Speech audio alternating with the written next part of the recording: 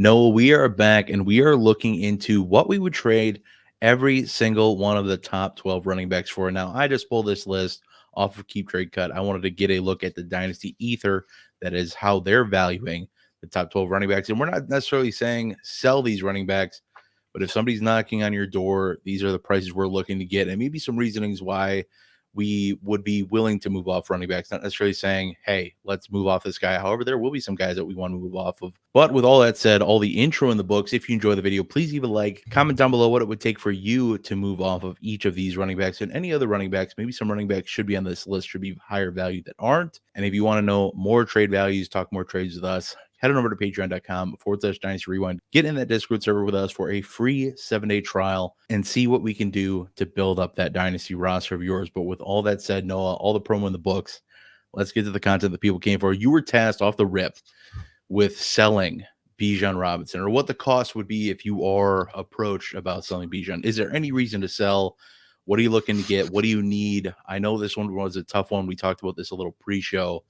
But what do you got selling Bijan Robinson here? So, I mean, really, Bob, personally, I can't think of any reason to sell Bijan. I mean, he has a situation in Atlanta that has me really hyped coming next season. He somewhat suffered from being underutilized in Arthur Smith's offense last year.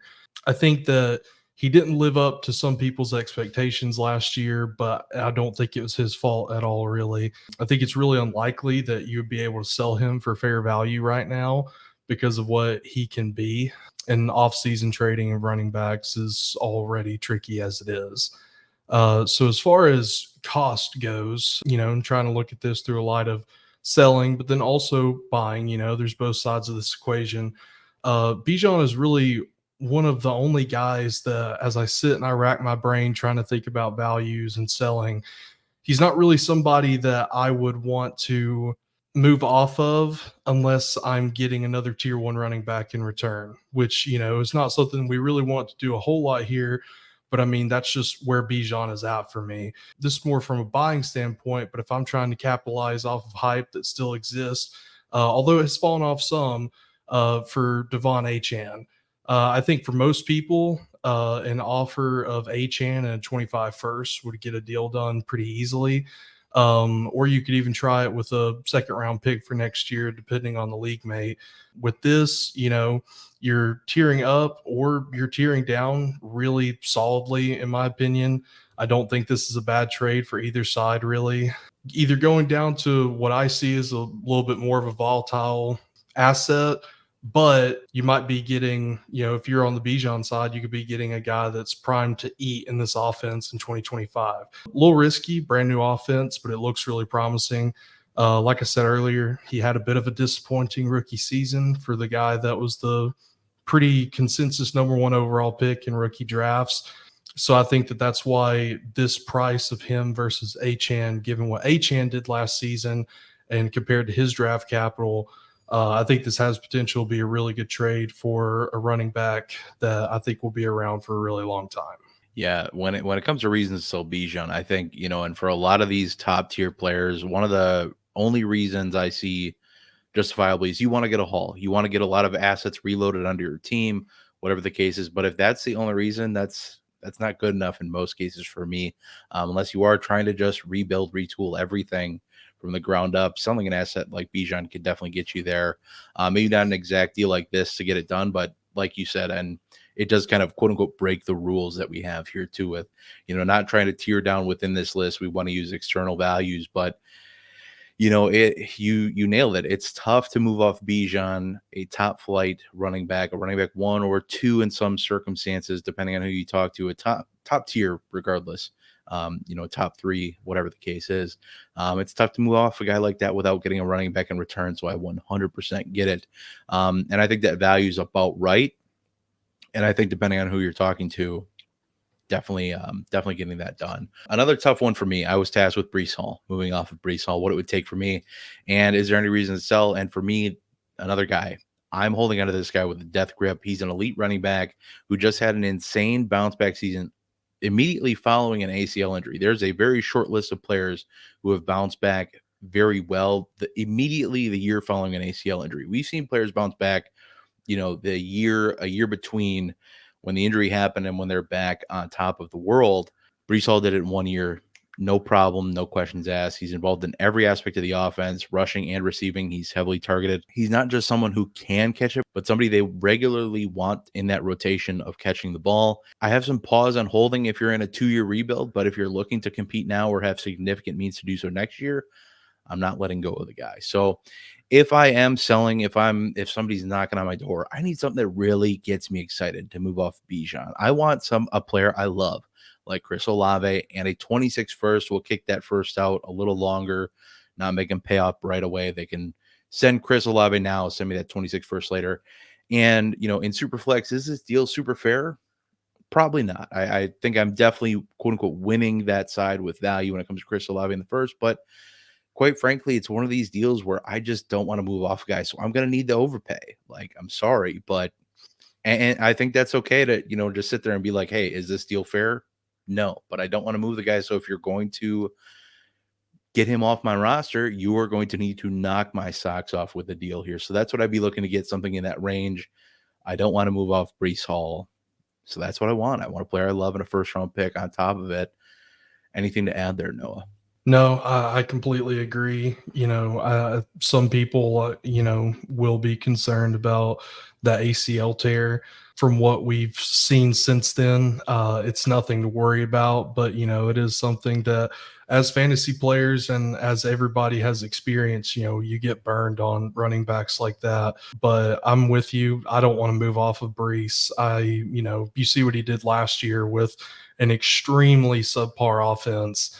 I would have to get every bit of his value and probably more to move off of him. So I completely agree. Olave and a 26 first would definitely do it for me too. And while it's not probably super fair, if somebody is really serious about competing, they want to add an elite running back, I think that can happen. Let's move on to the next one here. Another great player, Jahmyr Gibbs on the docket here. What are you looking to get? Is there any real good reason to sell?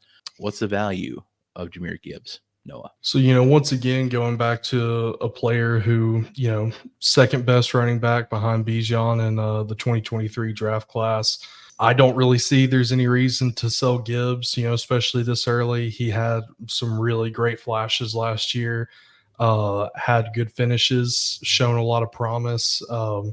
That Detroit offense has really shown that they can go places. They're for real, at least more real than the Detroit Lions have been in a very long time. And I have faith in that offense. I have faith in all of the players.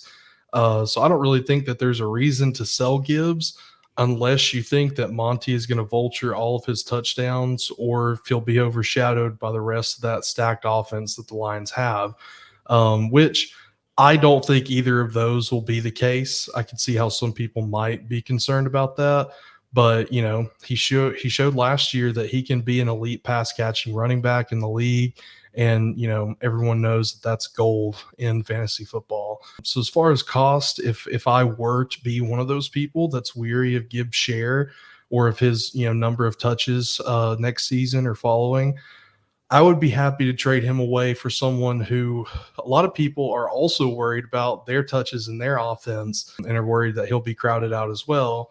And that would be Nico Collins. Same for Nico. I have no worries about him. I see him as the number one option in the Texans' now elite offense going forward. I'd be happy to do this trade straight up, honestly. But depending on your prospective trade partner, you could even squeeze out a 2026 second or 2025 third. So what are your thoughts on that? Does that seem like too much? Just right? I think you can get more on top of Nico because I've seen YouTube comments out there that not everybody's high on Nico. I think we're one of the higher ones on Nico out there. And I honestly think you could probably push for first on top of Nico. Wow. I don't think it's that unrealistic, honestly. Gauging on where Nico's valued, I think he's valued in that, mid to low end of wide receiver 2 land. And you nailed it. Jahmyr Gibbs is an elite pass catching running back asset who gets plenty of work on the ground too. And that in PPR leagues, especially, maybe not as much in standard or half point, but in PPR leagues, Jahmyr Gibbs is going to be somebody who is an absolute cheat code. Now, he did have an incredible touchdown percentage last year with how often he was scoring, based off of how often he was actually getting the ball. We expect that to come down. We expect that to come down, but we also expect him to just get a little bit more work in this offense. And I don't think Monty gets, tossed to the curb, but I do think we can expect Gibbs to get a little bit more work, continue to be involved in the passing game. I think with how low and concerned people are with Nico, I think you could ask for a first. And I think a lot of people would give you a 25 first smiling with Wow. Nico in return. So I would not doubt that one bit. Maybe I'm out on a limb saying that, but I don't think that'd be a hard fetch to get.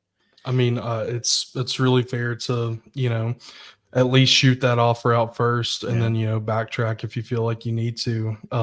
Yeah. Sometimes it's hard for me to get proper values just because I love guys like Nico. I see a lot of things that back him up, and then I forget sometimes that everyone else is just on a very different Mm-hmm. plane of thinking than I am. But Yeah. yeah, And all right. that's the value gauge, is that Mhm. every manager is at a different point with players sometimes. And that's, feel out your league mates and see where they're at on players when you throw them into deals. How easy is it for you to acquire, so and so player, even if you're not necessarily looking to get that player in a deal, throwing out some quote unquote fishing offers, throw out 2 seconds for a Nico and see where that gets you. Do you get a counter of a single first round pick, or is it a two first round picks or something, like, just something, a way to kind of maybe feel out your league mates that little bit, see where they value some players, especially when you're selling a Jahmyr Gibbs. Like I said, I always advise to go for the throat. That's one thing I'll say in the Discord a lot. If, people are like, well, I don't want to ask too much. And it's like, well, yeah, you don't want to, ask for insulting amount of, return, but you also don't want to be sit there, wanting more at the table, like I think you would be here.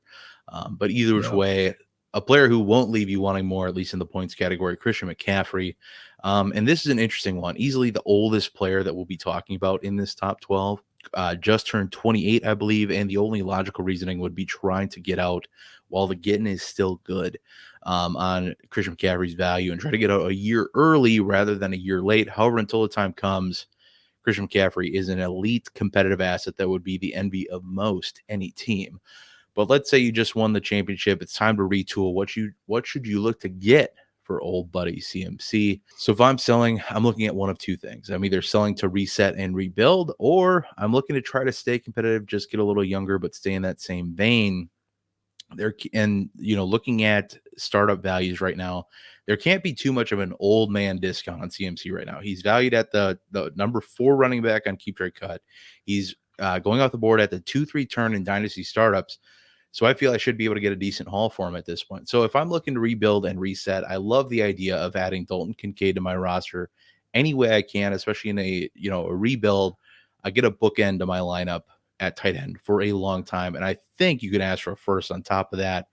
And it feels like anything you throw out for a value for CMC is like, it's still too low, because CMC can put up to 24 points in your lineup any given week, on average. But if I am looking to remain competitive and retool, I like the idea of pivoting to an up and coming wide receiver like a Drake London.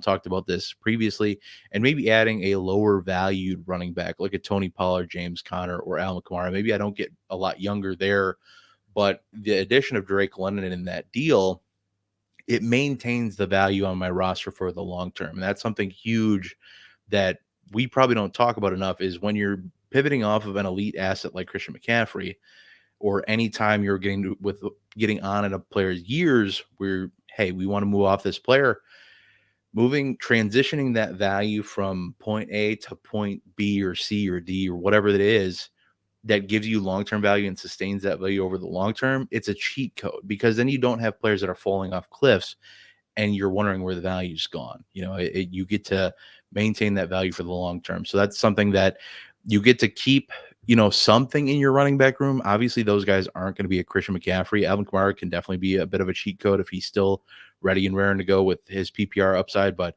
James Conner, I think we can both agree, are pretty serviceable. Tony Pollard, a guy I'm, still a little higher on than I think most people are. Don't think the world of him by any means, but I think he's, a running back 3 at worst. But this is something that keeps you able to compete that little bit and maintains value for the long term. So that's a deal I'm looking to make, or a couple deals I'm looking to make if I'm moving off CMC, because I think you have to have one of those two in mind, and those are the moves I'd be looking to consider. Noah, anything to add?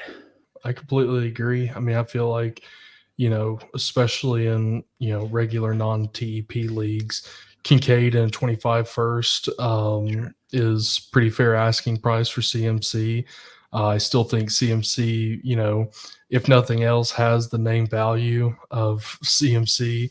And, if you're serious about competing and you're wanting to go for somebody like that, I think that you should be prepared to pay up. Sure. And so Kincaid in a first, I feel like that easily gets done. I honestly feel like you could possibly even squeeze more out of that, but I think that that's the floor for that trade, honestly. As far as remaining competitive and retooling, the idea you put forth here is really similar to what I had for my next guy. And I love the idea of, kind of, it's almost like a bit of a teardrop, but also not really, because you are going across that positional line. But we've talked about how hard it is to deal Drake London or to buy Drake London recently, and I think including him in a trade like this for a Christian McCaffrey, for a team that's like, I want guys who are proven to help people be competitive. I like London, but I'm just not sure this season. I think that it's a really great idea to go for London and then to also just squeeze in that last little running back piece there. I really love that idea. Go on and touch on Jonathan Taylor, your next one up here. So, I've never really been a big fan of JT, probably more because of his price for most of his career and my reluctance personally to invest in running backs over what I see to be other less replaceable positions. But I've never doubted his on-field talent ever since he was at Wisconsin to the time he has gotten to be on the field in Indy. I'm a huge fan of Shane Steichen. We're able to see what he did last season with much less talented running backs. I think Shane Steichen probably single-handedly got Zach Moss the contract that he just got in Cincy, and no shade to Zach Moss. You can't be a nobody and do what he did on top of that. But, combined with a real threat at quarterback for a full season, fingers crossed, and Anthony Richardson, I think Taylor should be poised for a top 12 season. And so with that, I don't really think there are very many good reasons that there would be to sell him outside of, injury history, I guess, if that's something that scares you. So as far as, what I would sell him for if I had to, I keep it pretty short and sweet. I would want a first and a second for next year, and then I would try to squeeze out probably like a Rachaad White or a Tony Pollard or one of those running backs that you mentioned earlier. Just try to get, probably like a double tier down and then soaking up pick value in return for him. I like that a good bit. And I think with any of these running backs, like a Rachaad White, like a Tony Pollard, any of these guys that had backfield additions, not Tony Pollard, I guess he was the addition to the backfield, but I personally think Tyjae Spears is going to be the second fiddle in that backfield. I don't think it's going to be a wide split of, Pollard's getting 70%, Spears is 20%, nothing like that. But guys like Rachaad White, guys like we talked about with Kyron Williams, guys that have had, these really good, in my opinion, high quality, similar-esque player handcuffs out of their backfields. If I'm getting Rachaad White in this deal, I'm making it a priority to go get Bucky Irving, Tony Pollard, to go get Tyjae Spears. Like we talked about before, Alvin Kamara, I'm making it a priority to then go get Kendre Miller, and possibly, especially in those aging situations, where you have James Conner, Trey Benson, Kendre Miller, as we just mentioned, and Alvin Kamara. You kind of might have that bridge concept where you get to have a running back for a little bit longer because you're investing in the now because you're getting a handcuff, and you're possibly investing in the future for when that backfield shifts possibly to another player. They could bring in another player and these guys could be nothing, but relatively low cost to acquire for those guys, and you're just protecting yourself. If you're adding running backs, I think it's the least you can do is to I know some people like to just play other people's handcuffs as opposed to play my own, but I like to be protected. If I'm investing in the asset and it's cheap to acquire the handcuff, I'm going to do it 10 times out of 10. So I like that call out. And getting into the last one for part one here is Devon Achane. And I think we've talked about it a good bit this summer already, this off season is, Achane certainly has the upside. And we've heard reports all summer already that he's bulking up and this and that and the other thing. But I just plain simple don't love his value here. I don't love him as a top 12 pick. You were almost surprised to see him this high in rankings or rankings on Keep Trade Cut. But you were surprised to see him this high. I feel like it's a little high for me too. I get when we get to like, especially the back end of the top 12, it's kind of like, well, yeah, he belongs here because of the upside. And that's what definitely keeps me. But I just don't trust him as a top 12 running back. So if he was my top 12 running back, I'm doing one of two things. I'm going and buying somebody I feel more confident in as a running back one, or I'm trying to move off of him to possibly get into a running back one or another position, or I don't want Devon Achane to be my running back one either which way. Even if my running back one is somebody who I think can finish as a running back one, but isn't valued that way right now, like a Derrick Henry, like a Alvin Kamara, as we keep talking about. Some of these older guys that I think can have that ability, but just aren't valued there. If Achane is my number two to one of those guys, I feel a heck of a lot better about him. But ultimately, I'd love to have him as my running back three or a flex option. I know that's, an embarrassment of riches kind of a thing or situation. But if he's in that flex or running back three, I don't have to rely on that weekly high output from. But if he's my running back two or running back one, even, I can't really have him miss. Like if he's missing, because we saw that a lot last year between injuries, between just having odd weeks in that backfield. Yeah. Everyone wants to say that he's going to usurp Raheem Mostert at some point. And I mean, I like to think he would. Raheem Mostert had a heck of a time staying healthy for the bulk of the start of his career and then put it together. And now he's been crazy good and always a discount. But either which way, so if you have him and you can put a room around him with other lower valued high performers like Derrick Henry, like Alvin Kamara, some other lesser guys, and then keep Achane as your, kind of a glass cannon, somebody who can absolutely blow up and win you a week, I'm very, very happy with that. But if I can't add those reliable pieces around him, I love to move him for wide receivers such as Jalen Waddle, such as Devonta Smith.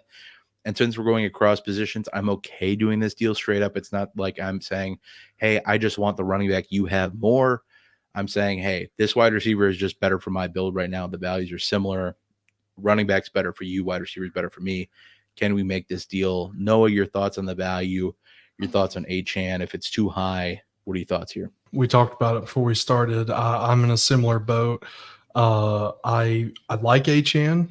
I just don't think I like him nearly as much as what a lot of other people do. So I would be looking to move off of him. If I could get Jalen Waddle or Devonta Smith for him straight up, I would do that in a heartbeat. It's hard to see myself on the other side of that trade. I wouldn't do that. But there are a lot of people in the fantasy football community who are really excited about Achane, have fallen in love with the potential that he has on a per game basis. And I think that they would absolutely do that. I think especially for Devonta Smith. I think people might feel a little weird about trading, inter-team. But, people in general, I feel like undervalue Devonta. I would definitely, if I was trading Achane away, I'd be 100% going for one of those two guys. And something else to add in when we're talking about Achane is I think it's not a far fetch or a far stretch for any of us in the community to admit that Achane will never have a huge bulk of the workload. He's not built for that. It would be a misuse of him to do that anyways. And I could very easily see him splitting those snaps, similar to how he did with Mostert last year. Maybe not with Mostert going forward, but with Jalen Wright, who also just got added to that backfield. It depends on what you need him for on your team. If you do find yourself an embarrassment of riches type of place like what you were just talking about, I would love to keep him, honestly, but he's not somebody also that I want to have to rely on week in and week out. So I think you're very close there. Yeah, he's just somebody you have to build around, right? And that's, I don't know if I always love having to have that be a thing. Like, because I think if you can Yeah. have him be your running back three, where you're relying on him as your running back three, awesome. Or a flex, awesome, great. But fact of the matter is, his cost is well above what I feel comfortable Hmm. putting him at. If he was even at running back two prices, like fringe running back one, running back two, if he was valued around some guys that we'll talk about in part two, I'd be very much more interested in at least holding, not necessarily feeling the need to sell as much as I do in some cases, but 100% agree with you there. While that is it for the episode today, I do hope you all tune in for part two, and I do hope that y'all enjoyed the video. Please leave a like if you did. Comment down below what you're selling some of these running backs for, and if you want to talk more trades with us and see what we can do for your dynasty teams, head on over to patreon.com/dynasty rewind. Get in that Discord server for a free 7-day trial, and like I said, see what we can do for your fantasy team. But with all that said, all the promo in the books, Noah and I are going to get the heck on out of here. We will see you in the next one. But until then, I hope that y'all have a good one.